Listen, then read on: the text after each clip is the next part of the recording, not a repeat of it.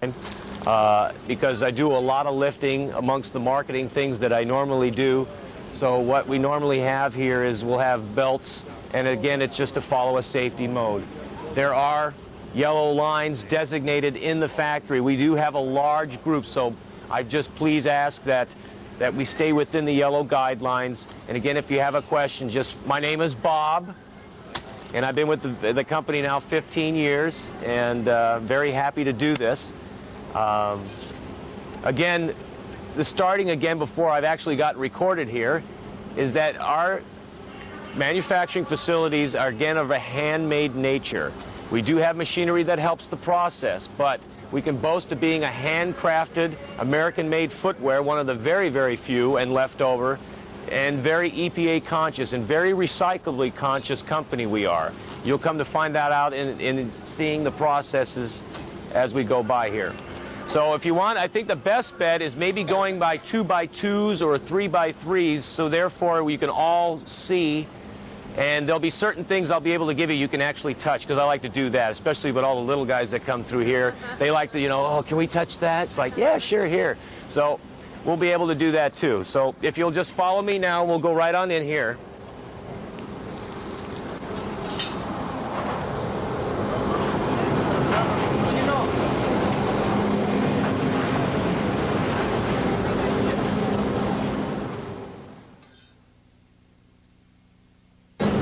Maybe want to come through?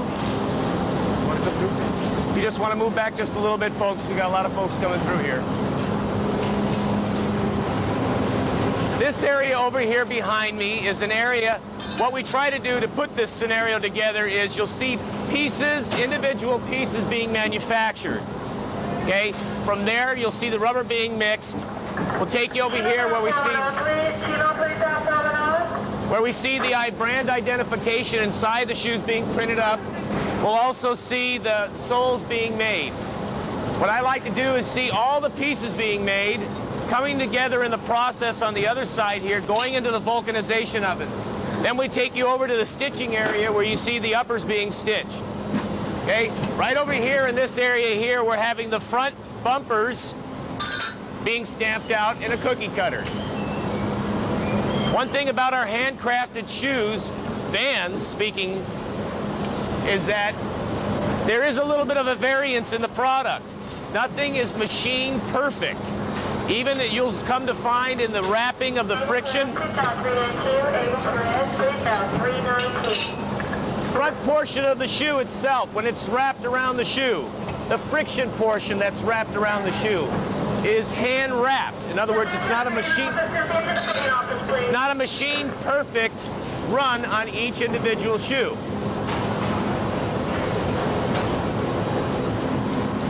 Being very EPA conscious company along with recyclable, you'll notice that we don't have the prettiest of things that we use here. But it's for us as a manufacturer and retailer that we use these items here to pass the savings on to the customer. So we don't use elaborate equipment except in our machinery in order to stacking process and storage processes. Just simple wood that's put together in our excuse me, in our maintenance department. This material here used as separators is old material we used to have a long time ago on our different shoes. We can't use the materials anymore, so what we use them is separators. Over here, we have our own screening department, which these are screened over in our art department, or screen department. Then they're also stamped. These are our heel labels.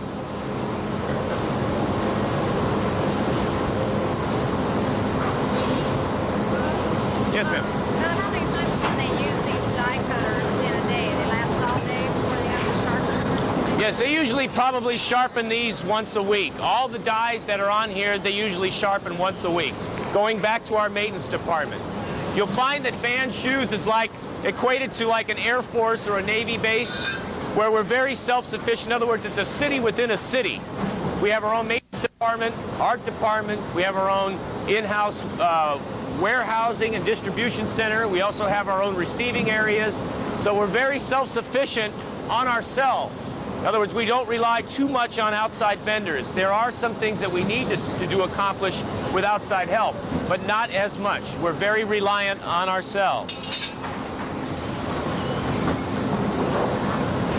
You can see the typical glob of right here being, again, very recyclable. That is then, we'll show you a pallet over here. After the cookies, after they cut out as much as they possibly can out of every square inch of selected rubber, what they'll do is they'll take that scrap, we'll put it on a pallet. It is again in the afternoon mixed with other colors of rubber, is actually brought back over, put on these rollers, and stamped out and put inside the shoe. So again, we reuse, and nothing very well is thrown away too much.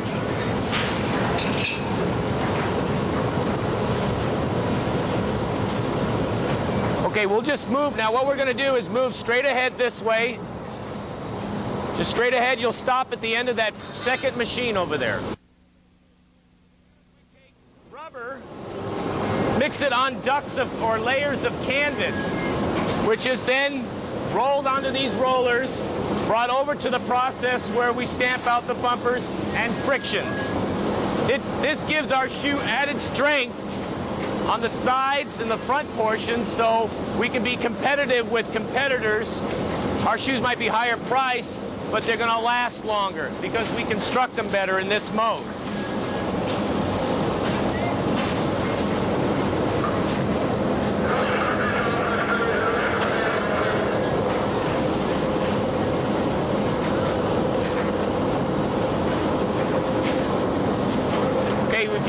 We're going to go right over here and see the rubber being mixed.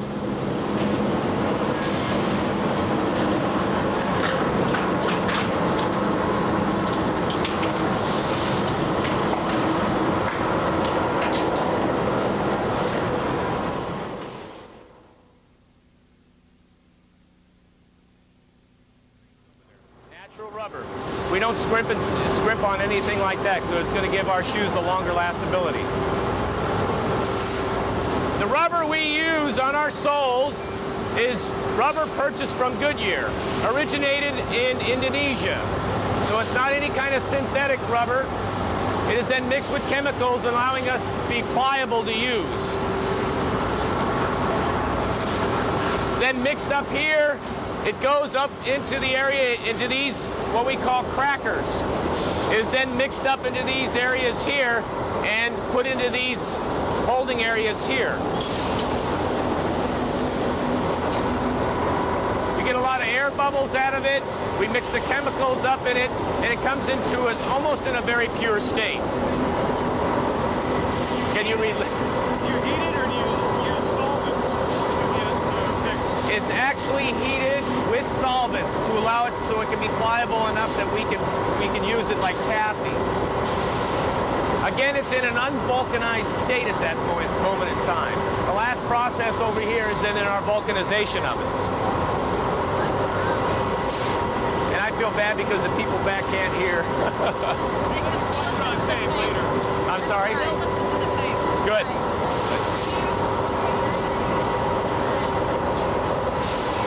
You can see there, if you turn around, the rubber going in there.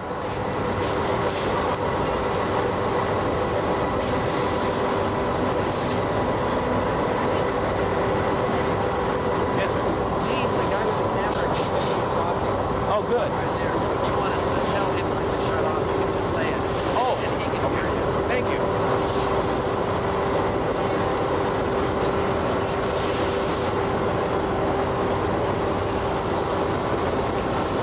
Okay, what we're going to do is go back that way, okay? Just down to the end of the machine there. Yes, sir. So you receive the rubber?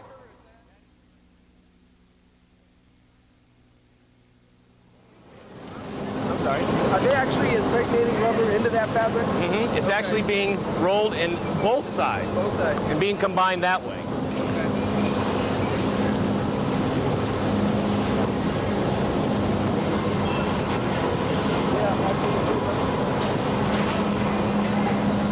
Here's a different style of bumper that we use in our style 32s and 35s. Kind of a rough edge that's already imprinted. Then come over here and cut. This is where they cut the friction pieces that go onto the sides of the shoes. Coming off the rollers that have been through here, already combined with canvas, and then allowed to go through our cutting areas here and then put into our pallets for storage. So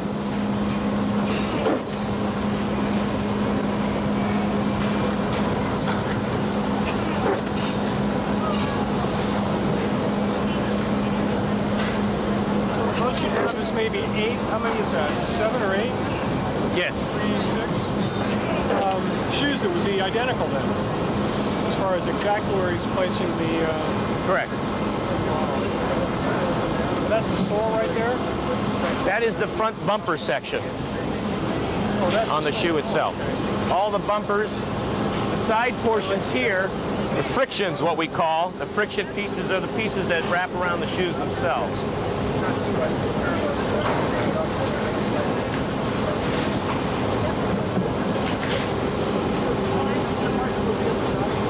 I'm sorry? This is the part that would be on the side. The very front of the shoe. Very front bumper. Okay.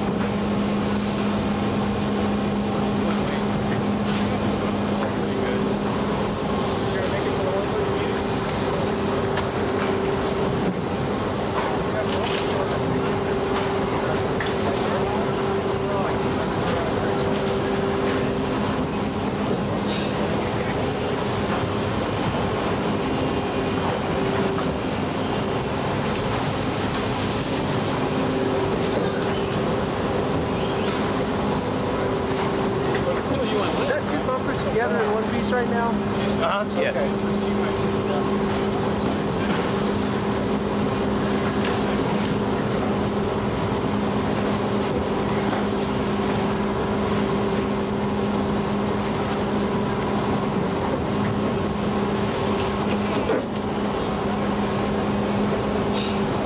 Okay, we'll go on over this way here.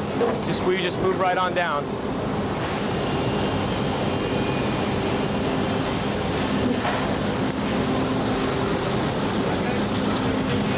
Yes, he is.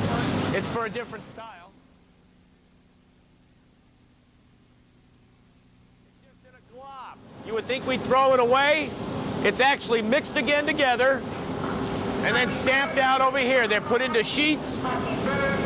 Excuse me. And then they're brought right back over in this area here where they're stamped out and go inside the shoe. And I'll show you that piece. Why isn't the individual rubber recycled in the sense that you have an operation over here for the friction, for the bumper? Why don't you just recycle bumper rubber into bumpers and so forth? Oh, it would just, it's already, it's a good question. Because it seems to work better in that process for us. Let me just explain here.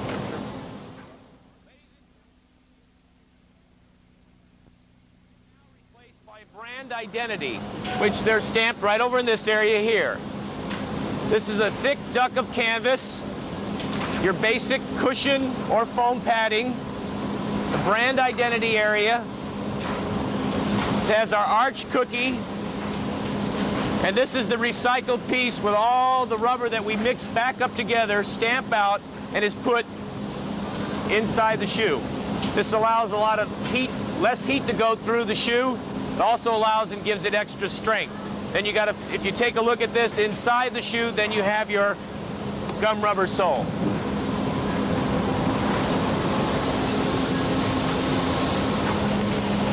Right here behind you is where they're starting to take the outsoles themselves after they've been baked, gum rubber after being baked, which you'll see over here. They're taking the first topographical layers of cement to give the sole some tackiness so it can be worked with on the other side of the factory. And these pieces can come together before the vulcanization process. Again, complying to EPA regulations, these glues that we're using are non-toxic. Doesn't hurt the atmosphere, can be breathed, can be touched without any kind of skin irritation. The chemicals that we use are one of the main compounds in our glues are from a derivative from orange peels. So it's neat that every time the shoes are vulcanized, they're packed, they go to our warehouse. You can actually smell orange in that portion of the warehouse after they've been freshly baked. because of the derivative that's used in our glues.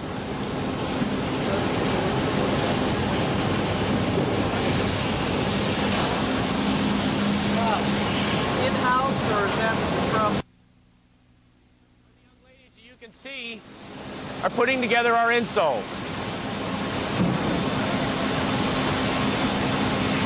At the end of the day, this young lady is not wearing any kind of plastic gloves. At the end of the day, she can literally just peel that glue right off without having any skin irritation at all. Is that a personal choice whether to wear gloves? It's a personal choice. We prefer that they do, but some absolutely don't. They just rather just take it and it just comes right off.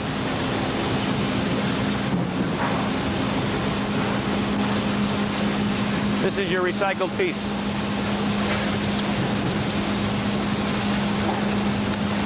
It comes out gray because we'll mix black, white, and any other color that we have as far as a recyclable rubber and mix it together. And then once these get stamped out, then you have that refuse. You use that That's over right. again, just keep going over and over and over. Until we just don't have any more to use. I mean, we just keep reusing it. How do you get the color into the rubber?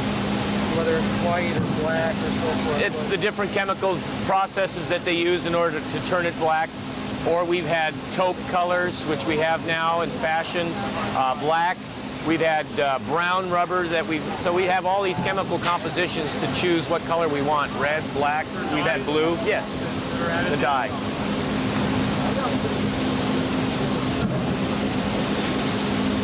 There you go. This is the area where brand identity, where they stamp the inside of the shoe.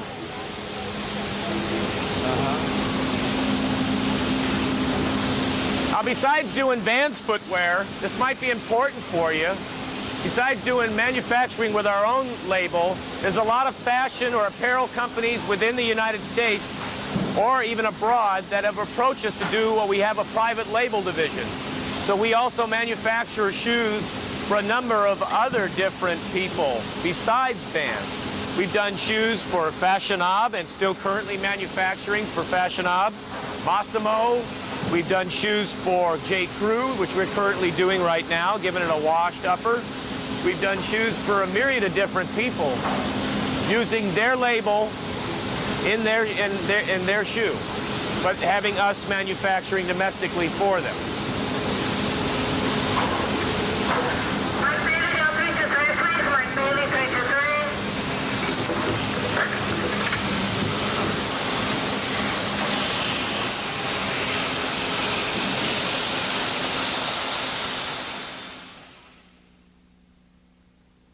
Soles are cooked. Right over here, you'll see that they're baked. They come over to this area here where they're ground up, just giving it a rough edge on the edge of the sole so the glue can get a good bite into it. Again, nothing goes into the atmosphere. It's caught and brought down and stored away.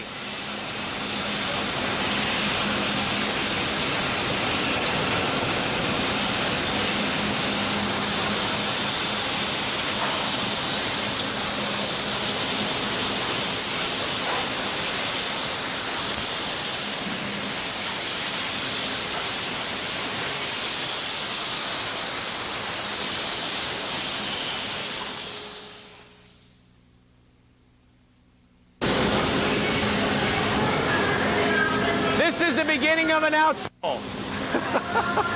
These people get it. It's just a stick of rubber. Looks like a piece of French toast somewhere. This is it. Goes right into our waffle irons here, and it is baked. 200 degrees for 20 minutes.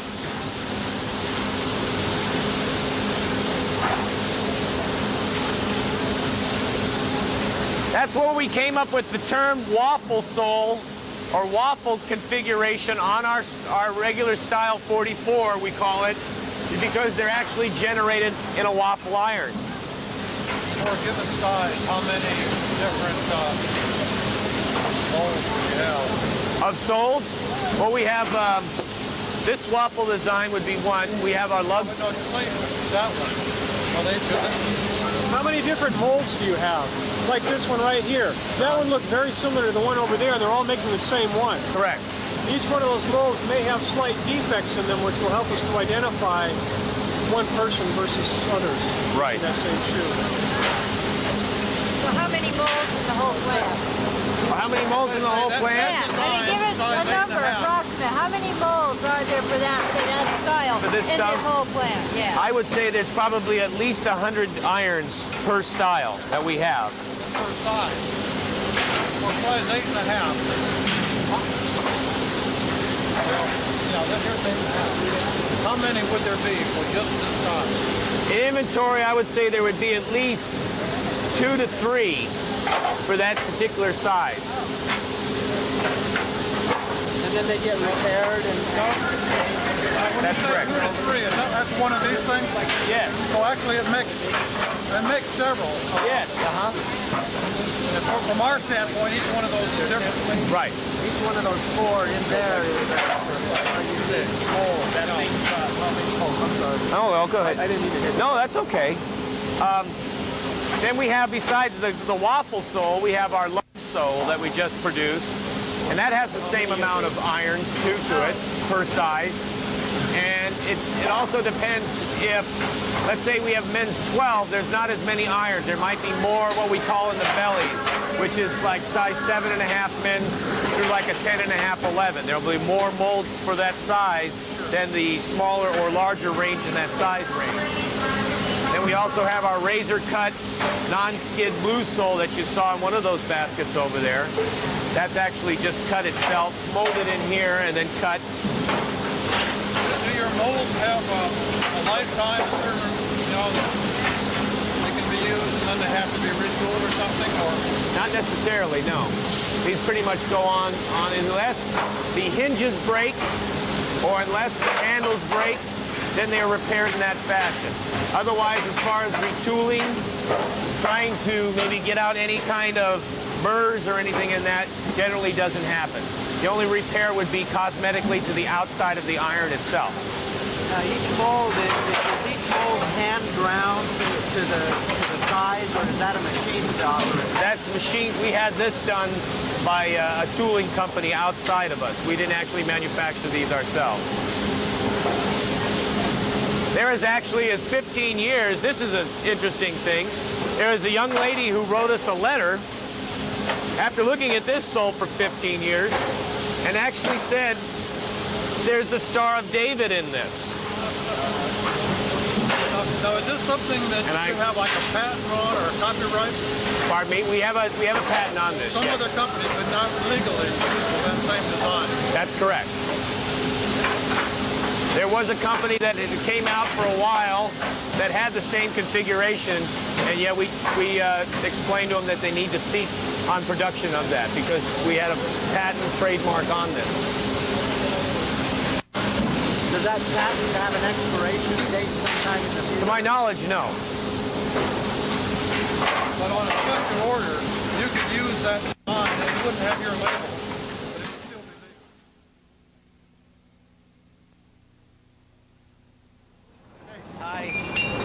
Start from here, and then you go all the way down to the finished product over here before it gets on the heater carts. Really good one.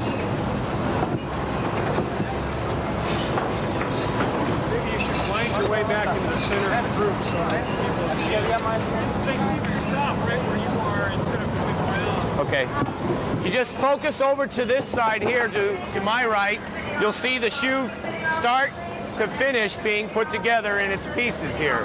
The end piece, and then it goes onto the heater. Back here, heater carts.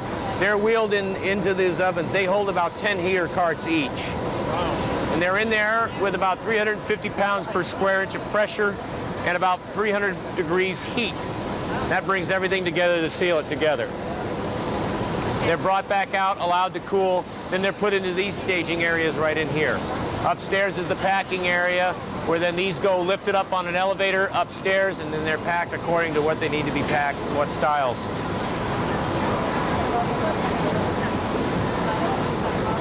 I can see all the girls are really now, looking at the shoes and stuff. Just tell her, just look at, you don't see any guys going, yeah, So they're essentially complete once they've been vulcanized? That's correct. So You cannot all pull of them apart. The canvas, the dyes, and everything are not harmed at all by the vulcanization process. That's correct, yes.